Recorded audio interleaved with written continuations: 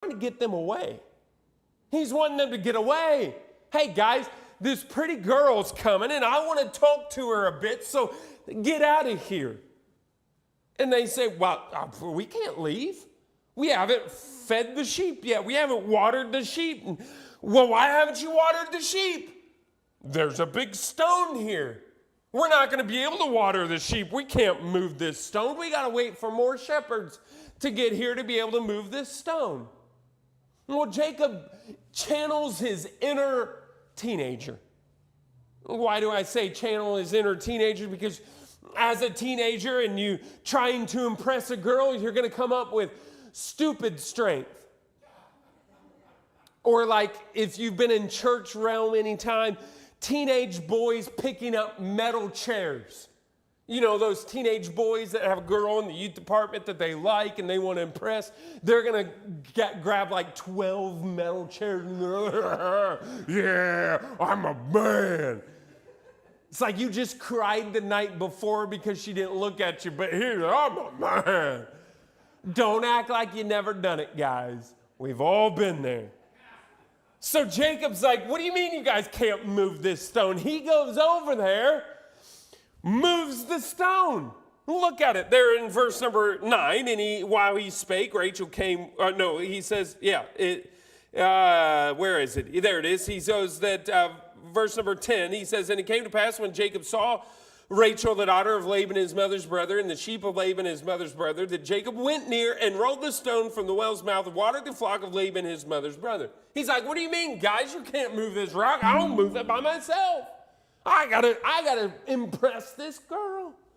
And so he's standing there and he sees Rachel. He's like, man, she's beautiful. He kisses her, which is a common greeting of the day. Don't get your minds off there. But he kisses her. But here's interesting. He wept. So he's like standing there. Man, you're beautiful. Kiss, how you doing? This is first impression 101 for how to pick up a girl in Bible times, at least for Jacob. Do some macho thing. Kiss her on the cheek. Then cry like a little baby. And you pick her up. Because here Jacob is talking to her, and Jacob told Rachel. Jacob said, hey, Rachel. Now, he may not have known her name, but he said, you're my cousin. No, now we've just gone off the deep end now. We've gone through this, that the DNA at that time was a whole lot purer, a whole lot more straight. And so this was a common practice of the day. Where'd Cain get his wife? He married his sister. I know that sounds weird and it sounds odd, but it was a whole lot easier back then, a whole lot more DNA. We could talk about that all night. We're not going to. But anyway, so Jacob tells Rachel, I'm your father's sister's son. That's hard for me to verbalize, but they're cousins. Laban is Jacob's uncle. And so they're related, they're kin. So they have a commonality between the two. And so Rachel's like, hey, why don't you come back to my house? You can meet my dad and you guys can catch up. I can hear how my Aunt Rebecca is doing, and Laban can hear how his sister and brother-in-law is doing. And so they go back to the house. And they're sitting there fellowshipping, having some food together. Laban is so excited to see Jacob. He's never met Jacob before. Rebecca was taken when she was a young girl down to marry Isaac. And so he's there and they're catching up. How's Isaac doing? How's Rebecca? How's the family? How's Abraham? Well, Abraham's dead. And so they talk about that. And all of life is talked about. They catch up. Well, it just so happens that Laban and Jacob lived there together for a whole month. Jacob just makes himself at home. He has no home to go back to. if he doesn't want to get killed. So he's there in Haran, and he's like, hey, I'll just live here. Pretty girl, somewhat normal dad. At this point, he thinks he's normal. And so he's like, this is pretty good. Well, a month goes by, and he's like, you know what? I want to make this my home. Laban says, hey, you've been pretty good help around the house. I think it's only right that you get some pay for this work. So what do I have to pay you to come on staff, to come on board, be my chief shepherd of the shepherds? Jacob's like, you know what? I thought you'd never ask. I want your daughter to be my wife.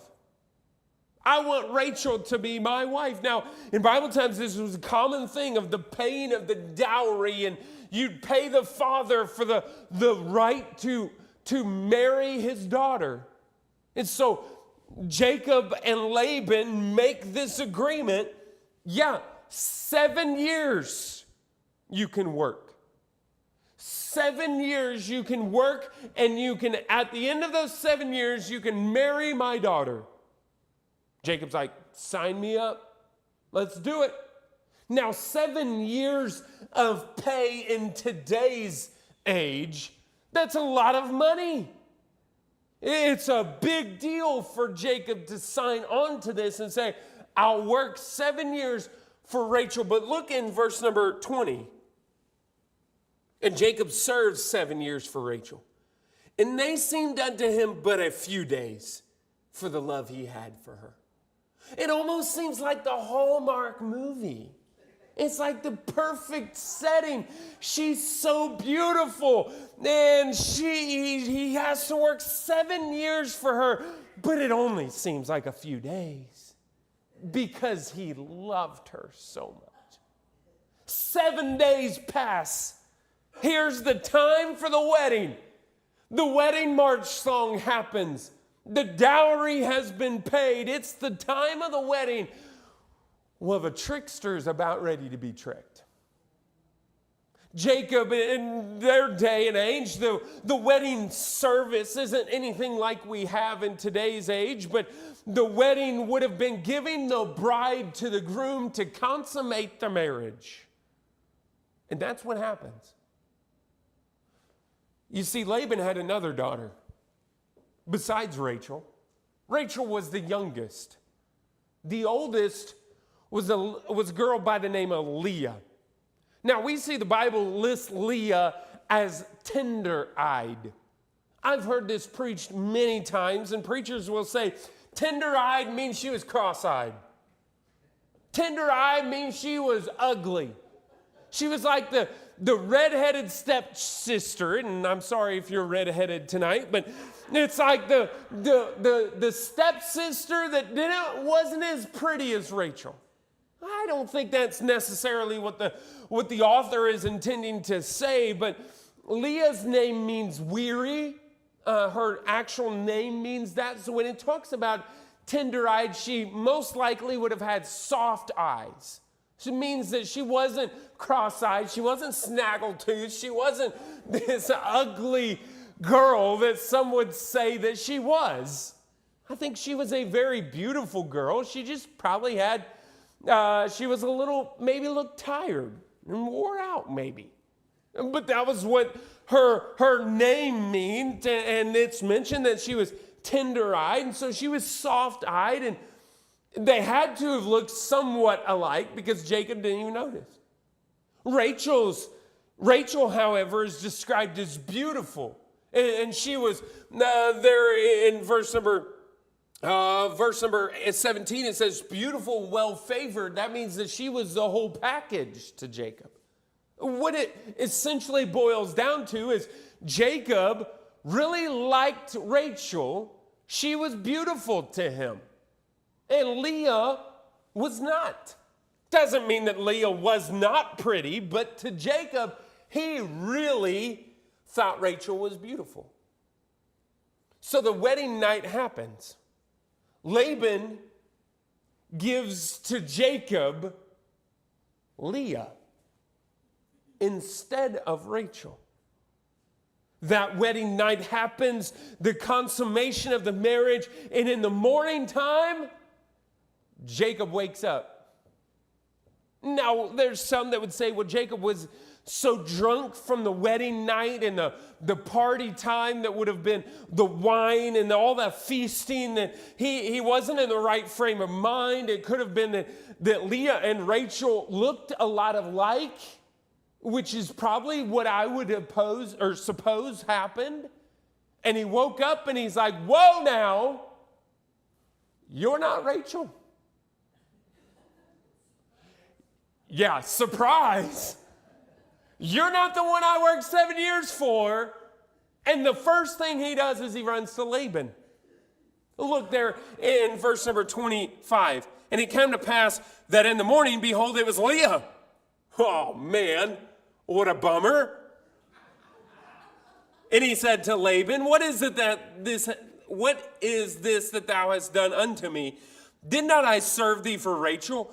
Wherefore then hast thou beguiled me?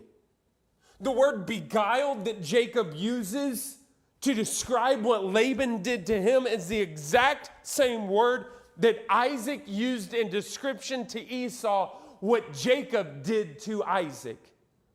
Beguiled him. But it doesn't just stop there.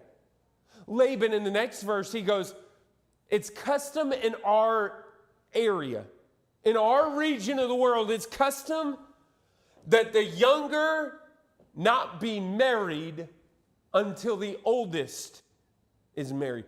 But he doesn't say the oldest, he says the firstborn. Well, that's in direct connection to the firstborn of the birthright. It's right in connection with now Jacob being the younger is now being the one that's blessed with the birthright of being the firstborn when he didn't deserve that. That wasn't his place. But he beguiled and deceived. Well, now the trickster has been tricked. In the very same way that he tricked, he has now been tricked. Jacob's like, what do you mean? I worked 7 years for Rachel. Laban says, sorry, dude. That's the way life is around here. You want to marry Rachel? 7 more years. Jacob says, okay. He really loved Rachel. Pinnacle of the problems that will come from this family. But Jacob, the great trickster, is now being tricked. You see, Jacob runs from Esau and is met by God in the wilderness, but God could not allow Jacob to get away with his life of deception and trickery. Jacob had to be confronted with the reality of his sin. Jacob had to know, God is telling me something in sending a Laban into my life. It wasn't a coincidence that he was there and he met Rachel. It wasn't a coincidence that Laban said, yeah, I worked 7 years. It wasn't a coincidence that he gave Leah first. It wasn't a coincidence that Jacob says, you've beguiled me. It wasn't a coincidence that Laban says, sorry, around here, the oldest gets first dibs and then the youngest. What's happening to Jacob is God is setting him right in the deception that has happened in Jacob's life. Jacob had just met God. He had just made him his Lord in his life. And so now God is slowly and meticulously chiseling off parts of Jacob's life that was not right. And he first is met with the most obvious. His life of deception. His lying. But notice that it took 7 years before this is made known. Because Jacob was living with his family. He deceives Esau.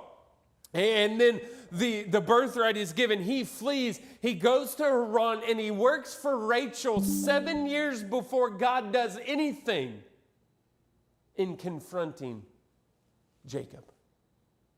Jacob, living in Haran for those 7 years, very well could have thought, I got one over.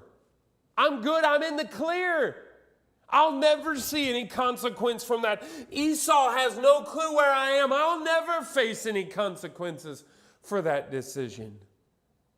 Until he was met with a bigger trickster than him. And the prankster and the trickster did not like to be tricked. When the roles were reversed and Jacob is now the one being deceived, he doesn't like it. But God was using this to correct some things in Jacob's life. So what about us tonight? God will confront you about your unconfessed sin, even though it may seem like life is going good. 7 years is a long time. And in those 7 years, Jacob very well could have forgotten about his deception to his father and his brother. And he's thinking, you know what? It was just God's will. This is all right. I'm all getting by with this. But God said, no, Jacob, you're not going to get by with it. You may be living life in the fast lane, but at some point there will come a time when God will confront you about your unconfessed sins. He will confront you. And it may be years after, and you've lived a life of deception, or you lived a life of immorality, or you've lived a life of hypocrisy, and here you are, you're thinking, I got by with it. No, my friend, be sure your sin will find you out, and it will be uncovered, and it'll come to where you say, man, I don't know what else to do. And the great trickster was tricked.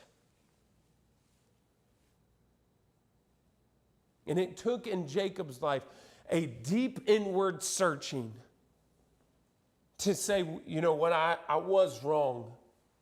It's going to take some more chiseling from God to even change his name. He's going to do some wrestling with God on this, some deep heart searching in his life. And God's going to continue to pry away at this model of Jacob to make him into something better.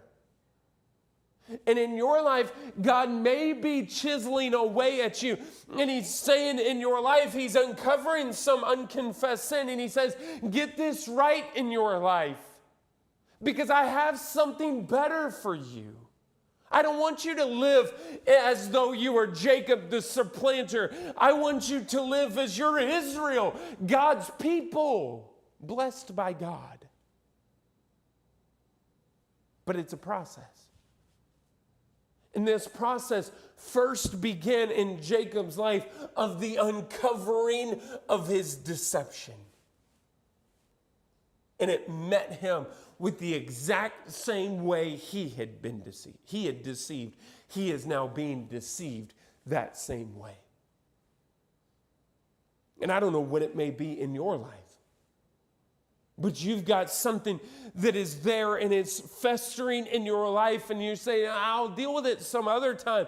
My friend, deal with it. Get right with God. Confess it. That doesn't mean that all the consequences go away, but it's far greater to deal with the consequences when you're right with God than when you're not right with him.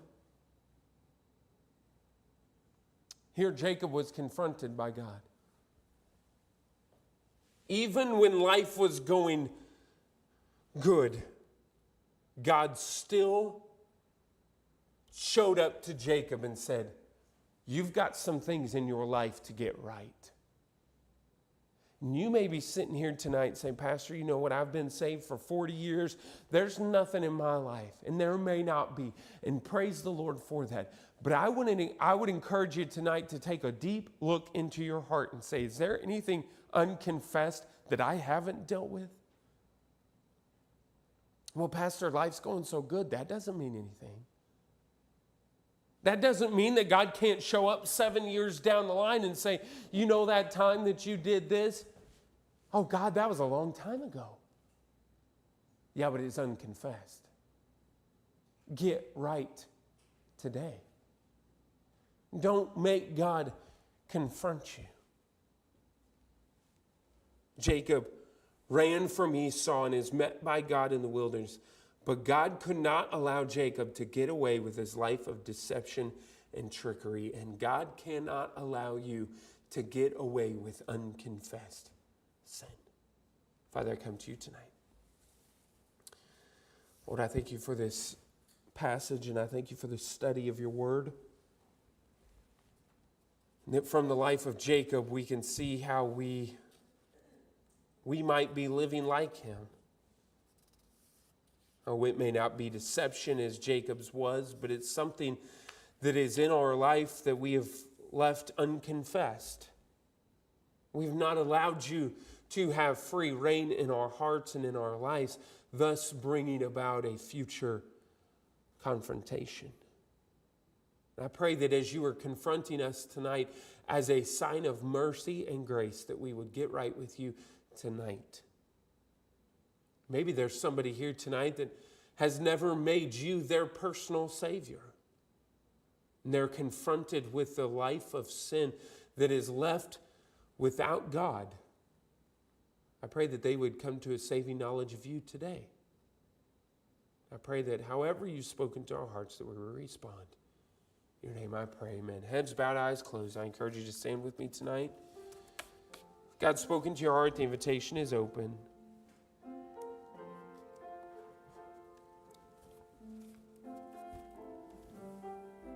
Are you right with God tonight? Is there anything that's bitterness, things in your life that you